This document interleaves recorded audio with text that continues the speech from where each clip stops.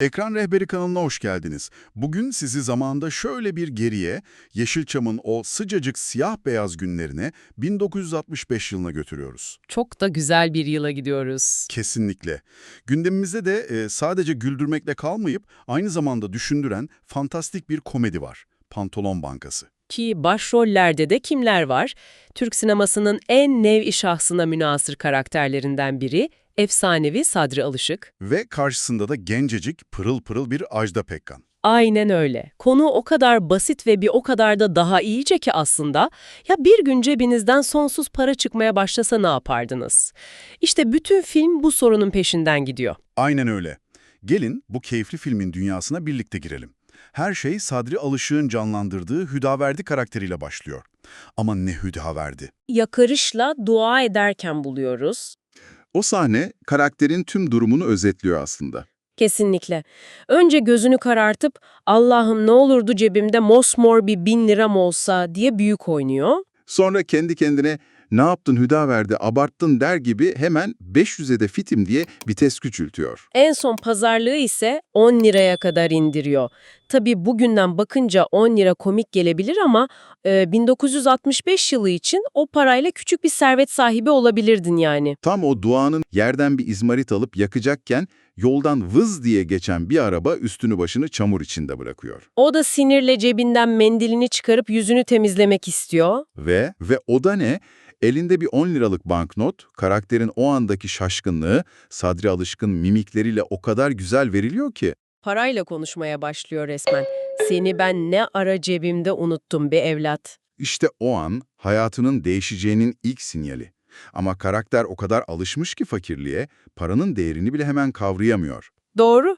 Tam o sırada sevdiği kızı Ayten'i görüyor ama yanına gitmeye cesaret bile edemiyor. Kendi kendine 10 lira para mı be, bu parayla o kızla konuşulmaz, rezil oluruz diye düşünüp, o paranın aslında ne kadar büyük bir fırsat olduğunun farkına varamadan yolunu değiştiriyor. Bu karakterin özgüvensizliğini ve içinde bulunduğu durumu ne kadar kanıksadığını gösteren çok önemli bir detay. Film tam da bu noktada çok akıllıca bir hamleyle bize madalyonun diğer yüzünü, yani Ayten ve annesini gösteriyor. Hah, evet, işte filmin sosyal eleştirisinin temelleri de bu sahnede atılıyor.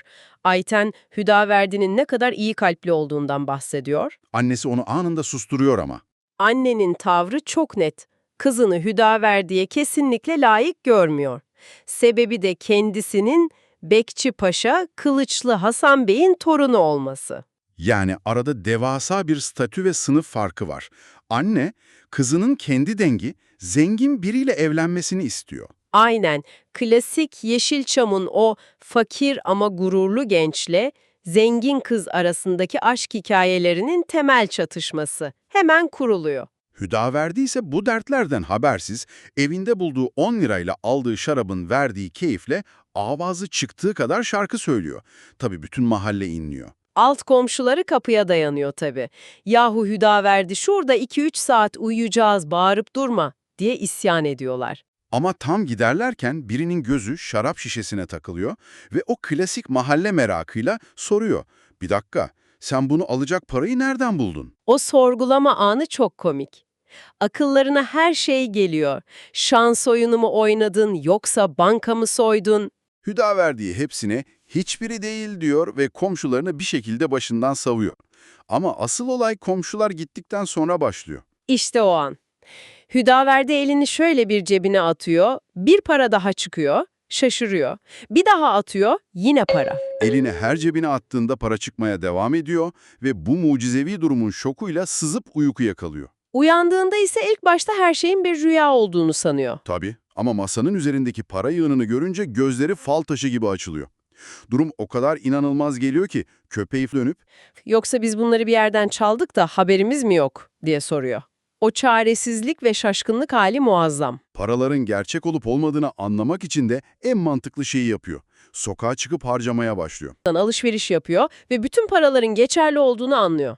İşte o an her şeyin gerçek olduğuna ikna oluyor. Bunun üzerine soluğu yine deniz kenarında alıyor ve bu sefer teşekkür ediyor. Bir 10 liraya razıydım sen bana 7 tane onluk verdin sağ olasın dediği anda bir anlık refleksle elini tekrar cebine atıyor Ve ve yine para çıkıyor. yine. O an anlıyor ki bu tek seferlik bir lütuf değil, bu devamlı bir mucize. Cebinde adeta bir darphane var. Bu sonsuz kaynakla Hüdaverdi'nin yaptığı ilk iş tabii ki üstüne başına bir çeki düzen vermek oluyor. Girdiği lüks mağazada tezgahtar onu kılığından ötürü aşağılıyor. Hor görüyor resmen. Ama Hüdaverdi artık o eski pısırık Hüdaverdi değil. Paranın verdiği bir özgüvenle "Senin işin müşteriye yardımcı olmak değil mi? Sana ne benim kılığımdan?"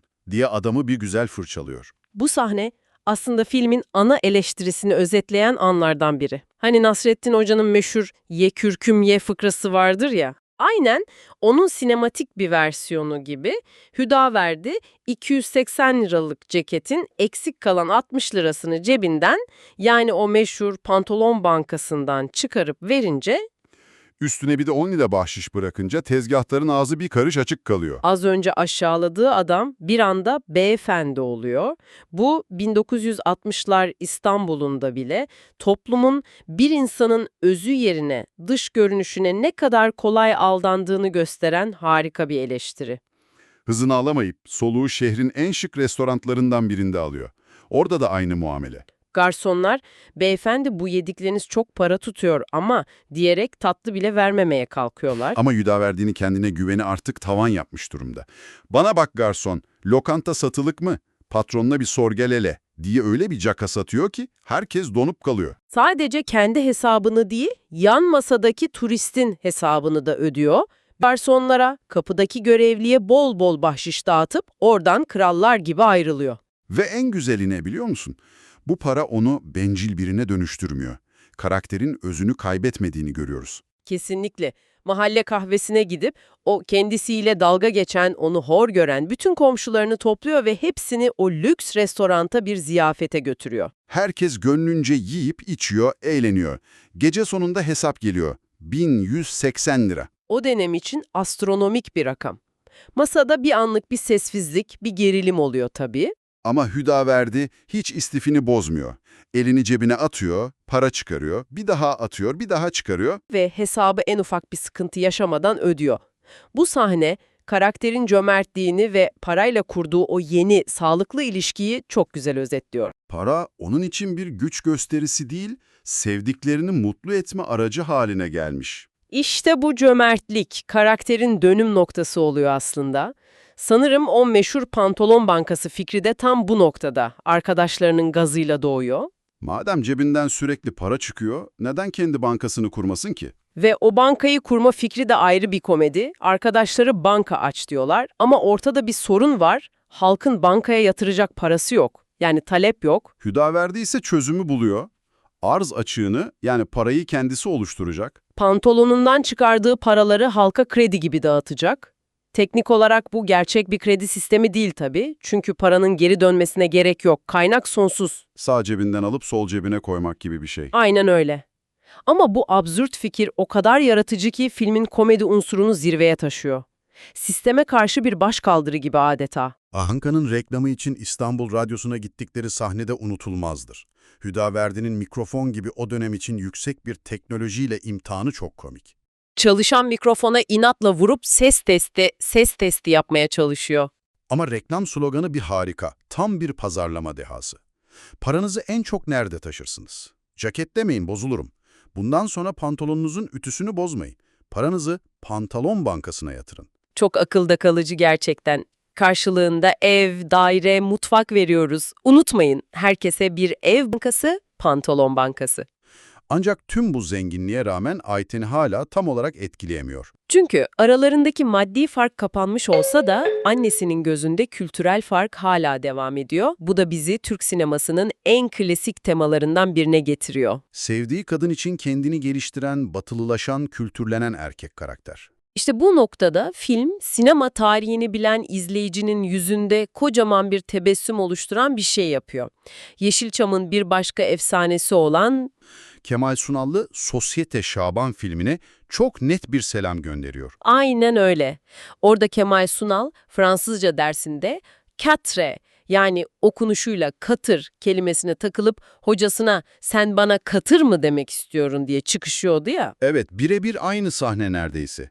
Burada da Hüdaverdi Fransızca dersinde önce de kelimesine O döv değil dü diye itiraz ediyor. Sıra 4'e gelince o da tıpkı Şaban gibi hocasına patlıyor.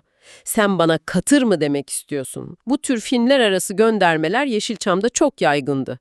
Bu izleyiciyle kurulan özel bir bağ aslında. Dans ve şan dersleri derken Hüdaverdi, Ayten için tam bir beyefendi olma yolunda ilerliyor. Bu sırada bir de arazi satın alıyor ve parayı öderken pantolonundan kendi boyu kadar bir para yığını çıkarıyor. Herkes şok tabii ve bu kontrolsüz yükseliş piyasadaki diğer büyük bankacıları fena halde rahatsız ediyor. Onu bitirmek için kirli bir plan yapıyorlar. Planları da yine Yeşilçam'ın klasik kötü adam formüllerinden biri, Ayten'e çok benzeyen Nermin adında bir kadını, bir femme fatale kullanarak Hüdaverdi'ye bir tuzak kuruyorlar. Nermin, masum ve ilgiye muhtaç bir kadını oynayarak Hüdaverdi'nin kalbini çalmayı başarıyor. Ve Hüdaverdi o kadar saf, o kadar iyi niyetli ki Nermin'e hemen inanıyor. Ona o kadar güveniyor ki servetinin o en büyük sırrını, yani pantolonun sihirli gücünü gösteriyor. Gece sonunda da Nermin o sihirli pantolonu çalıyor ve Hüdaverdi'ye deyim yerindeyse ortada çırılçıplak bırakıp kaçıyor. Pantolon artık filmin merkezindeki o değerli nesneye dönüşüyor. Aynen. Nermin pantolonu kendisini tutan bankacılara götürüyor ama büyük bir sürprizle karşılaşıyorlar. Kim denerse denesin pantolon para vermiyor. Ne bankacılar ne de Nermin. Bir türlü olmuyor. Çünkü sihir. Sihir pantolonda değil Hüdaverdi'nin kendisinde. Aynen öyle. Hüdaverdi gelip pantolonu giydiği an para yine şakır şakır akmaya başlıyor. Bu sırada çıkan kavgaya Ayten de dahil oluyor ve sonunda Sinirleri bozulan, bu sırrı çözemeyen bankacılar herkesin gözü önünde o sihirli pantolonu ateşe verip yakıyorlar. Hüdaverdi'nin bütün umutları o an kül oluyor sanki. filmin finali ise tam bir komedi şöleni ve aynı zamanda harika bir ders niteliğinde. Hüdaverdi yanan pantolonunun başında hıçkırıklarla ağlarken gözyaşını silmek için mendilini çıkarmak istiyor. Refleksle üzerindeki başka pantolonun cebine elini atıyor Ve cebinden para çıkıyor. İnanamıyor, şok içinde bir daha deniyor, yine para geliyor, yine. meğer o sihir o delirli pantolona ait değilmiş. O güç, o bereket Hüdaverdi'nin kendisindeymiş. Bu harika sürprizin ardından Ayten'le Hüdaverdi'nin bankanın önünden el ele birlikte kaçmasıyla da film sona eriyor. Kesinlikle muhteşem bir final. Sadri Alışkın, o eşsiz performansı, filmin sıcak komedisi ve aslında alt metninde yatan o zekice toplumsal eleştiriler, Pantolon Bankası'nı gerçekten de Türk sinemasının unutulmazları arasına sokuyor. Paranın değil, iyi niyetin ve cömertliğin asıl zenginlik olduğunu anlatan eskimeyen bir masal adeta. Çok doğru. Bu arada sizlere veda etmeden önce ufak bir hatırlatma yapalım. Artık videolarımız kademe kademe altyazılı hale geliyor. Evet, bu güzel bir gelişme. Yani videoda istediğiniz dilin altyazısını açıp videoyu o şekilde de izleyebilirsiniz. Azerbaycan Türkçesi, İngilizce, Almanca, İspanyolca ve benzeri daha bir sürü seçeneğimiz mevcut. YouTube videomuzdaki altyazı bölümünden istediğinizi seçebilirsiniz. Aynen öyle. O zaman son sözlerimizle sizlere veda edelim. Ekran rehberini Facebook, YouTube, Instagram ve Twitter yani yeni adıyla X platformlarından takip etmeyi, oralardan videolarımızı beğenmeyi ve yorumlarınızı eksik etmemeyi unutmayın. Yorumlarınızda söz etmemizi istediğiniz yapımlar olursa da onlara da bakarız. Sıradaki rota olarak onları da belirleriz. Kesinlikle. Başka bir içerikte görüşebilmek ümidiyle kendinize iyi bakın. Ekran Rehberi YouTube kanalından ayrılmayın. Esen kalın, hoşça kalın, iyi günler.